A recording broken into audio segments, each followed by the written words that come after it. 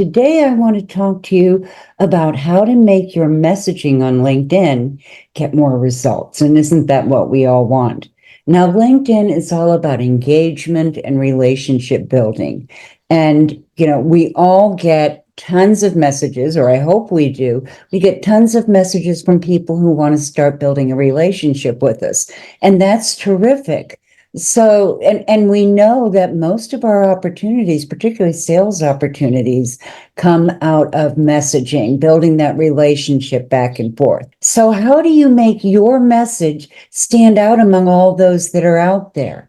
Well, there's a little thing called voice messaging, and you can only do it from your phone. But when you go on your phone and you click to record a voice message, you're going to get 1 minute during which you can say whatever you want. And isn't it much better to hear somebody's tone of voice to maybe get a feel for what their personality is? And doesn't it just feel a little more personal?